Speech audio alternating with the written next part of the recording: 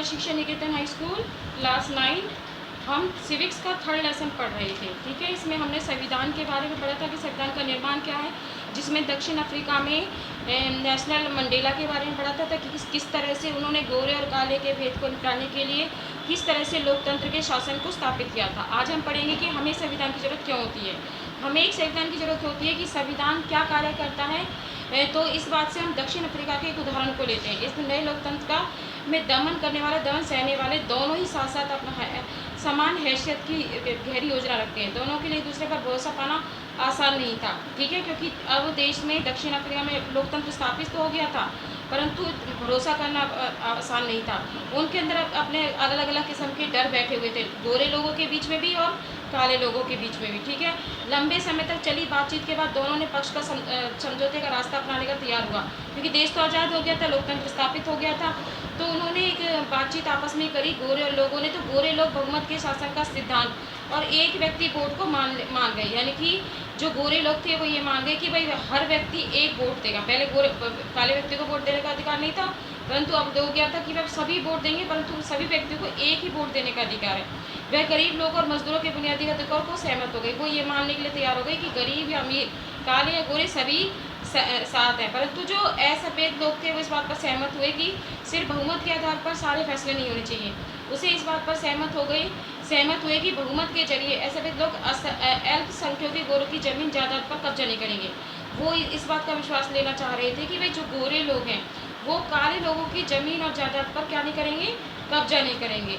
तो ऐसा भविष्य में इसे तोड़ा नहीं चाहिए, तो इसके लिए एक योजना बनानी चाहिए ऐसी स्थिति में भरोसा बनाने के लिए।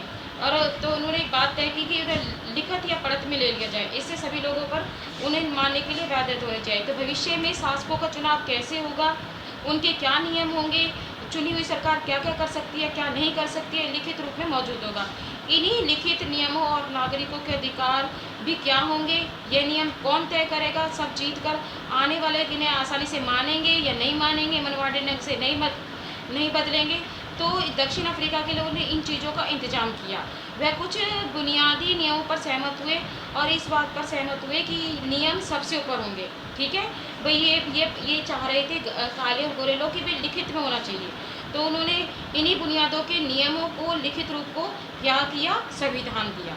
उसे क्या कहते हैं, संविधान। यानी कि ये सारी भी सरकार कैसे बनेगी, कैसे उनके नियम होंगे, कानून होंगे, तो इनको लिखित रूप में दिया गया, जिसे क्या कहा गया, संविधान कहा गया। संविधान रचना सिर्फ दक्षिण अफ्रीका की खासियत नहीं है, देश में अलग अलग समूह के दक्षिण अफ्रीका के काले, गोरे और जितने कट्टरतापूर्ण थे, दुनिया भर के लोगों के बीच विचारों और हितों में फर्क था। तो लोकतांत्रिक शासन प्रणाली हो या ना हो, दुनिया के ऐसे बुनियादी नियमों की जरूरत थी। ठीक है, तो इसलिए संविधान का निर्माण किया गया। संविधान में लिखित नियमों की ऐसी किताब तैयार की गई जिसे देश के रहने वाले सभी लोग सामूहिक रूप से मानने लगे। तो उसमें ये कुछ बातें तय की गई, जैसे नंबर 1 पहला यह था कि लोगों के बीच जरूरी भरोसा और सहयोग विकसित होना चाहिए। यह स्पष्ट करना कि सरकार गठन कैसे करेगी। तीसरा, यह सरकार के अधिकारों की सीमा क्या होगी।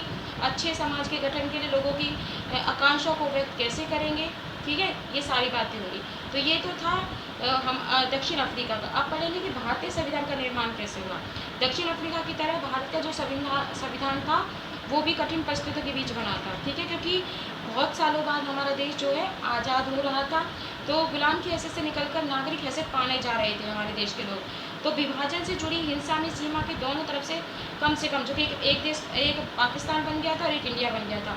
तो विभाजन से जुड़ी सीमा के बाद कम से कम 10 लाख लोग मारे जा चुके थे और ये बहुत बड़ी समस्या थी। अंग्रेज़ों ने देसी रियासतों को आज़ादी दे रखी थी और भारत और पाकिस्तान इसमें इच्छा को रियासती विलय कर दिया। ठीक है, इस तरह संविधान का निर्माण का रास्ता कैसे खुला।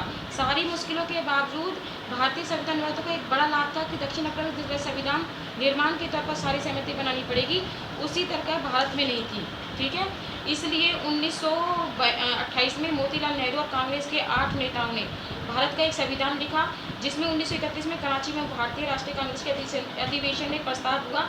उसकी एक रूपरेखा तैयार की गई, भाई संविधान कैसे होगा। एक यानी कि एक रूपरेखा ही तैयार हुई थी। अभी आज़ाद भारत का संविधान किस तरह से होगा, उसमें क्या स्वतंत्रता होगी, मताधिकार होगा, समानता का अधिकार क्या होगा, अल्पसंख्यकों की रक्षा के लिए क्या बात होगी, ये सारी बातें उसमें जो है लिखी गई, एक रूपरेखा उस तरह से तैयार की गई। ठीक है, अब आएंगे कि संविधान सभा के बनाने में कितने सदस्यों का हाथ था।